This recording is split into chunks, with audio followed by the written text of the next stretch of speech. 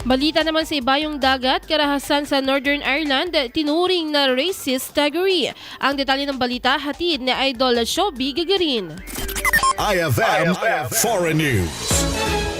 Itinuring na racist taggery ang karahasan sa bayan ng Balimena sa Northern Ireland sa ikalawang magkasunod na gabi matapos ang umunoy tangkang panggagahasa ng dalawang kabataang lalaki na humantong sa mga racially motivated na kilos protesta. Daan-daang mga taong nakamaskara ang nagtipon sa lansangan, nagtapon ng petrol bomb, bote at mga bato habang gumanti ang pulisya gamit ang water cannon at plastic baton rounds. Sinabi ng Police Service of Northern Ireland na ang mga salarin ay nagpakalat ng kaguluhan sa pamamagitan ng pagtatayo ng mga barikada, pagsusunog ng sasakyan at pag-atake sa mga bahay at negosyo na pinaniniwala ang pagmamayari ng mga migrante. 15 pulis ang nasugatan sa kaguluhan habang 4 na bahay ang nasunog at maraming tindahan at kabahayan ang nabasag ang mga bintana. Isa sa mga inarestong lalaki ay naharap sa mga kasong raucous behavior, attempted damage at resisting arrest. Nananatiling mataas ang tensyon sa Balimena na kilala sa malaking bilang ng migranteng populasyon. Ayon sa ilang residente, partikular na target sa karahasan ang mga dayuhan. Marami sa kanila ang nangangambang lumikas, kabilang ang mga pamilyang Romanian dahil sa takot na muling maging biktima ng diskriminasyon at karahasan.